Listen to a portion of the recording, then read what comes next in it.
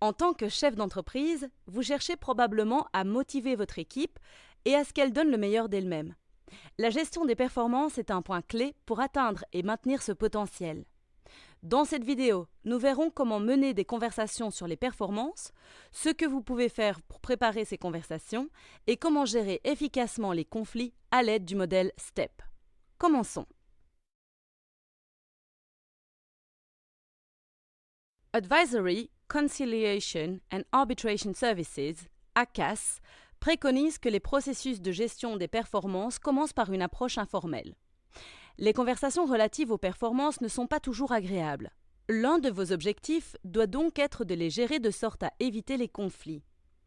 Engager d'emblée une conversation dans une démarche plus formelle peut entraîner des réactions émotionnelles comme la gêne, un manque de confiance, la peur, la colère ou une attitude défensive par exemple. Discuter avec les employés de leurs performances peut être intimidant au début, surtout si vous êtes peu expérimenté. La première chose à retenir est de ne pas juger l'employé pour ses contre-performances. Essayez d'éviter de porter un jugement sur les mauvais résultats d'un employé. Plusieurs causes potentielles peuvent être à l'origine d'une contre-performance. Vous pourriez être en mesure d'aider le membre de votre équipe après l'avoir écouté et en avoir appris davantage. Une approche de gestion efficace des conflits vous permet d'aborder diverses situations et d'avoir des conversations positives avec votre équipe. Elle vous aidera ensuite à aborder les contre-performances de manière constructive, structurer efficacement le retour d'informations, améliorer les performances générales de votre équipe et élaborer et mettre en œuvre des plans d'amélioration efficaces. Avant chaque conversation, préparez-vous à l'avance et rédigez un résumé des messages clés que vous souhaitez faire passer. Gardez votre calme et votre sang-froid. Le modèle STEP est une technique utile pour vous guider dans les discussions difficiles avec votre équipe. S est mis pour Statement, exposé. Nommez le problème de performance de l'employé de façon claire et concise.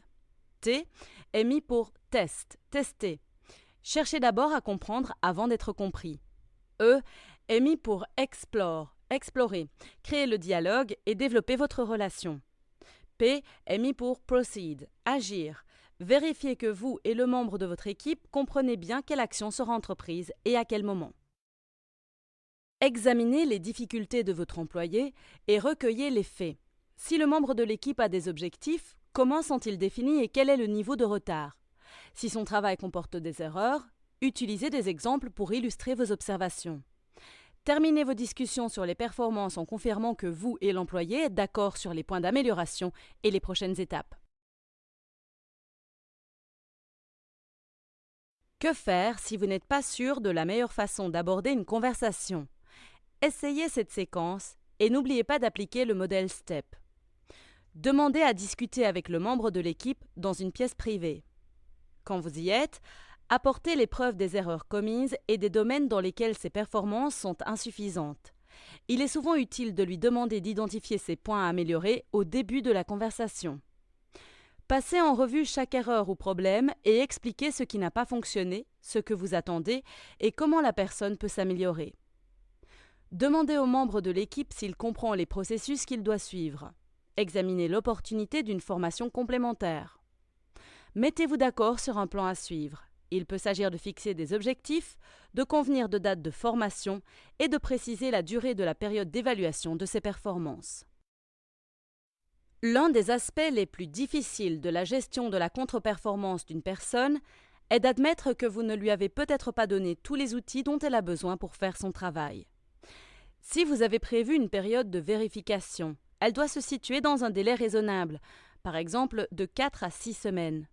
Le fait de faire suivre une formation et un accompagnement augmente considérablement les chances d'amélioration des performances, même s'il est toujours important de continuer à suivre les progrès tout au long de la période de vérification. Rappelez-vous toujours que si vous avez accepté de proposer une formation ou un accompagnement, il faut veiller à ce que ce plan soit mis en œuvre. Si certains membres de l'équipe sont peu performants au début de leur emploi, c'est le moment idéal pour leur apporter un accompagnement.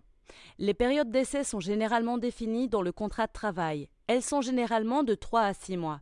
Cette période permet à l'employeur d'évaluer l'aptitude du salarié à occuper le poste. Par conséquent, tâchez de consacrer du temps à la gestion de votre équipe et au retour d'informations. Créez une culture d'entreprise où il est acceptable de faire une erreur et, plus important encore, de pouvoir la rectifier et d'en tirer des leçons.